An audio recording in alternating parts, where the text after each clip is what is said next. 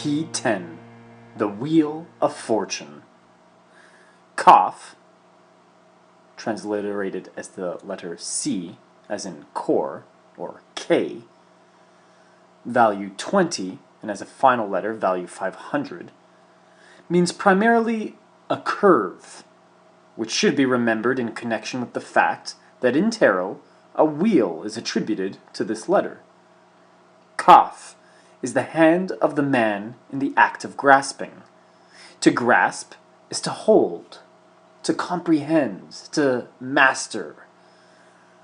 What can be grasped mentally is intelligible, it's clear, explicit, positive, definite, precise.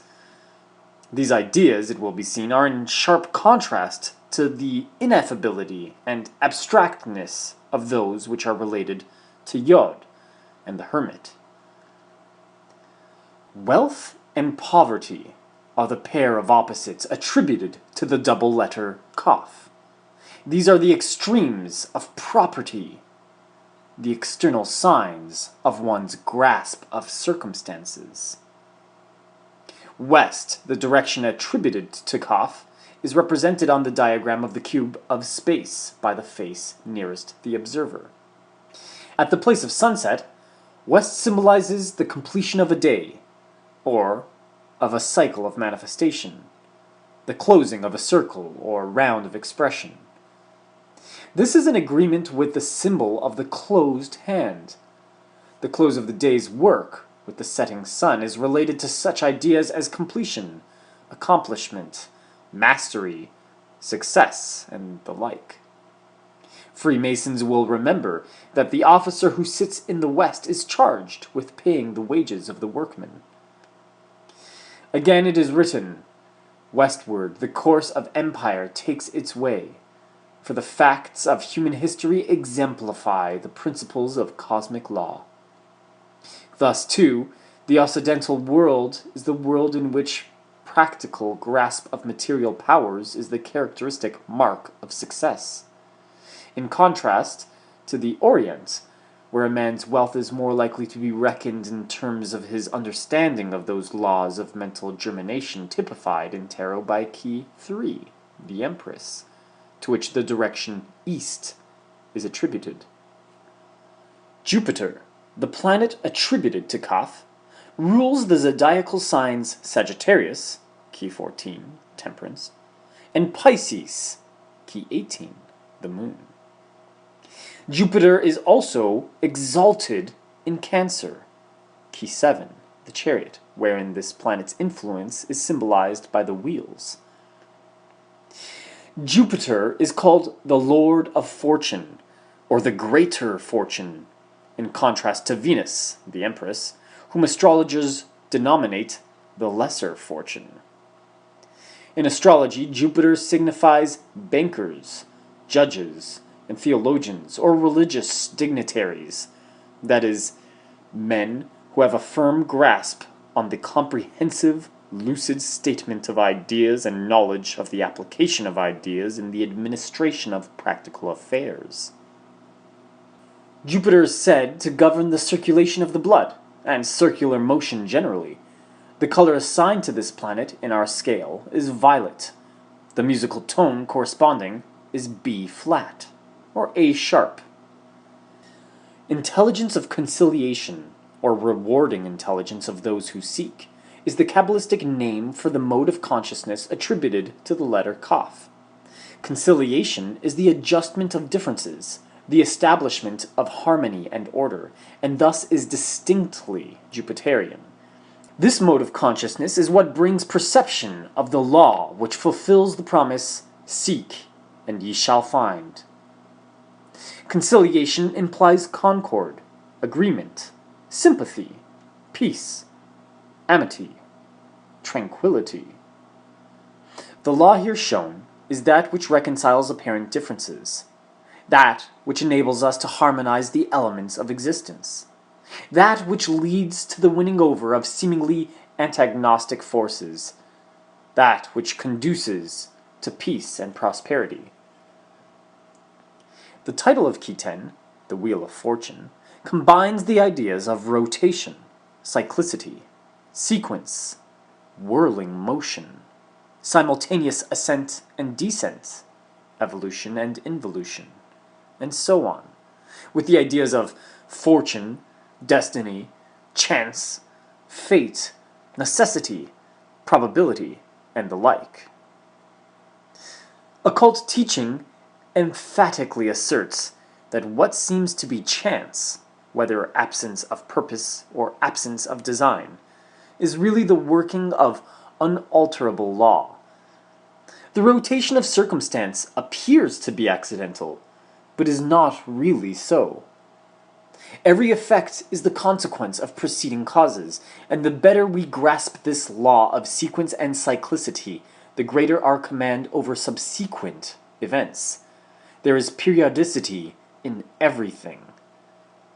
The affairs of men, and those of nations, have a rhythm, a regularity, a steadiness of beat which enables the wise to read the meaning of the present in the history of the past, and makes it possible to forecast the events of the future from close examination of present tendencies. The wheel, moreover, is a symbol of progress, advancement, improvement, and so represents the march of culture, civilization, and amelioration, which in occultism is called the Great Work. The design of the 10th major trump in this version of tarot and in the Rider pack is adapted from Eliphas Levi's diagram of the Wheel of Ezekiel in his ritual of the Sanctum Regnum.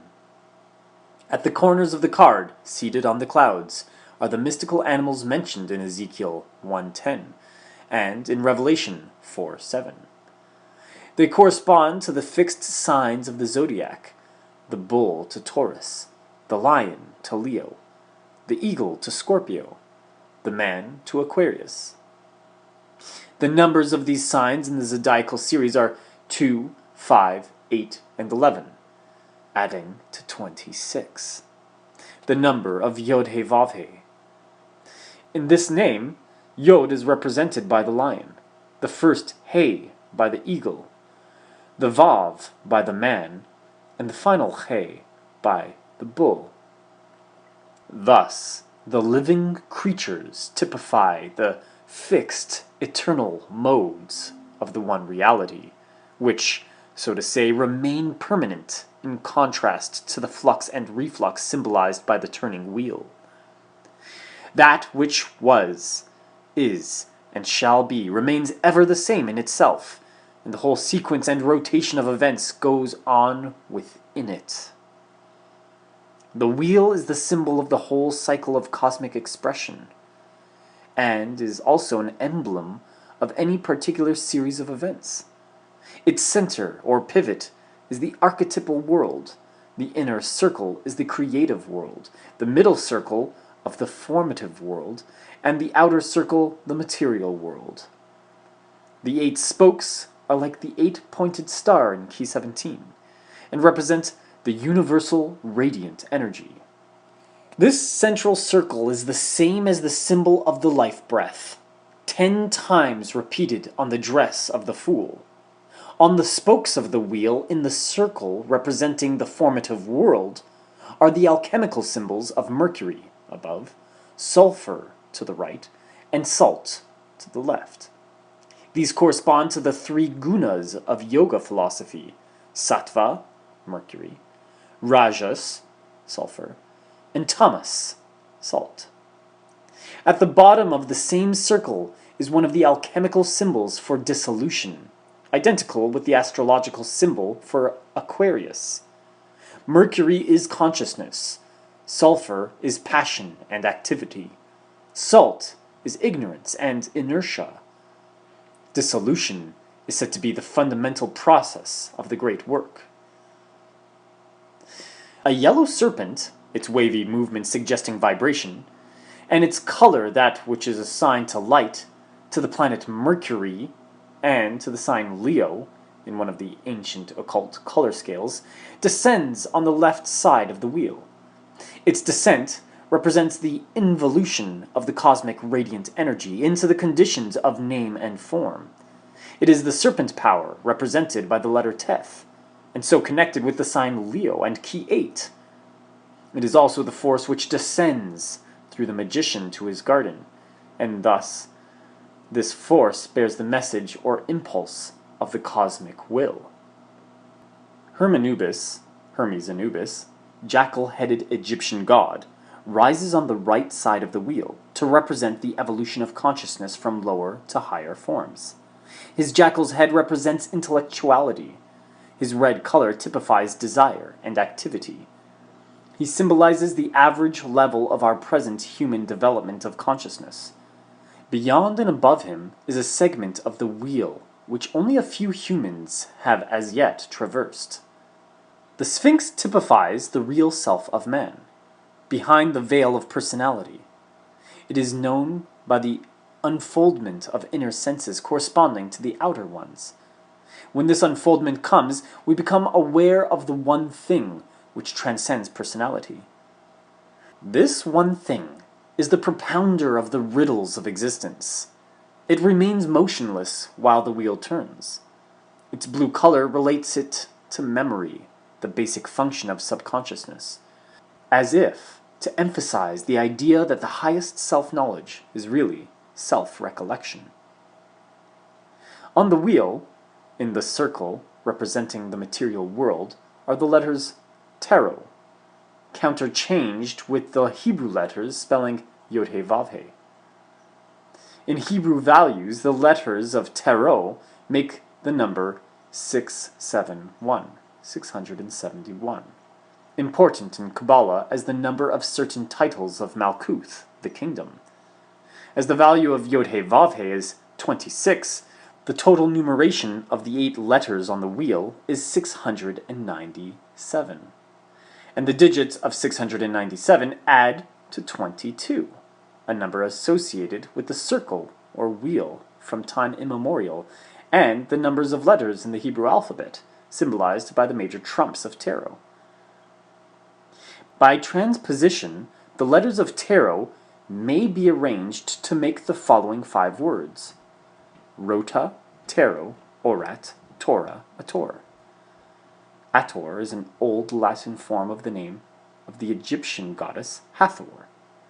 Thus, this rather barbarous Latin sentence may be translated: the wheel of tarot speaks the law of Hathor, the law of nature.